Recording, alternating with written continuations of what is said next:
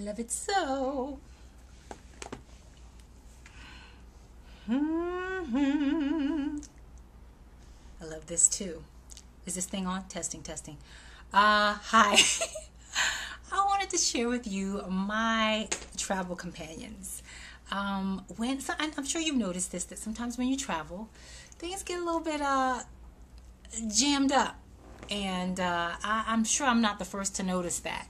When I travel, sometimes I get constipated. And so I have created an arsenal, a little tool chest kit for myself of what to do when traveling and how to eliminate or limit the possibility of constipation when you finally get to your destination or to your arrival.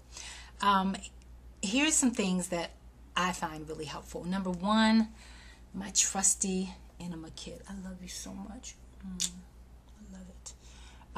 Okay, so this is an enema bag. I'm sure you guys have seen this little grandma enema bag.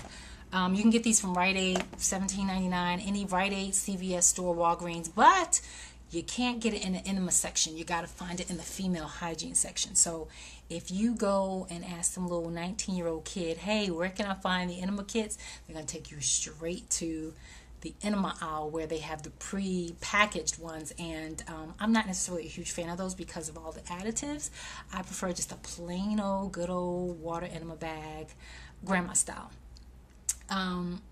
But the reason why I find enemas really, really helpful is that while it's not necessarily a colon cleansing session or a colon lavage cleansing session, what it is helpful for is making it so that you can clear out whatever waste and air and gas is right at the very, very bottom of the bowel. So like the first 12 inches of the bowel there, that's usually where most of the discomfort is felt.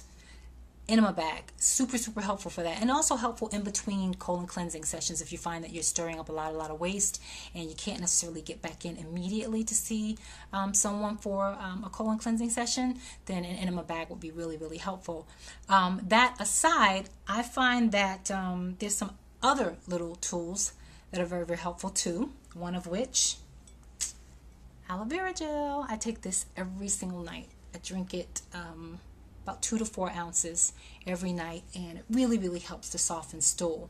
Aloe vera, it's a food, so you're not taking a regular laxative. I'm not a fan of laxatives generally because laxatives are super, super harsh on the body, especially certain types of herbs. Even though it's an herb, it can still be a little bit harsh on the body, and the body can become a little bit addicted to it. What's great about aloe vera gel is that it's a natural stool softener, but it creates a very gentle stool softening, as well as aloe vera. It's actually really good for inflammation.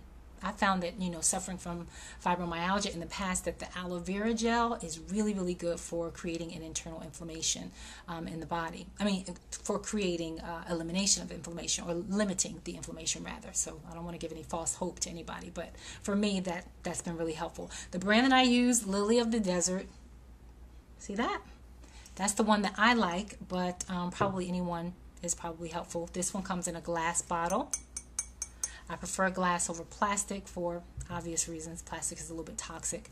But yeah, those two, really, really helpful when I travel. And then lastly, a stool softener, also by Health Force Nutritionals, intestinal movement formula. Now, I prefer to make it so that my bowels are doing what they need to do naturally without any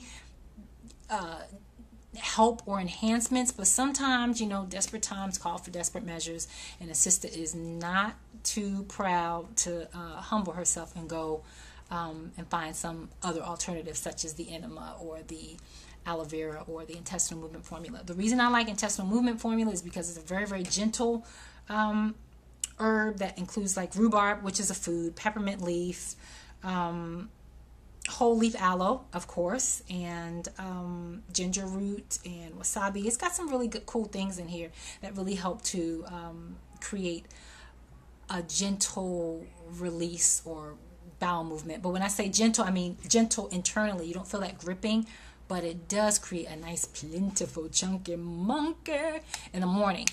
So that's my deal. Just wanted to share that with you.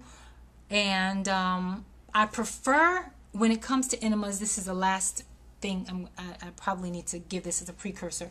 When it comes to enemas, I would prefer not having silicone because it's not the greatest material, but again, you know, if I'm in a pinch, then silicone is going to do.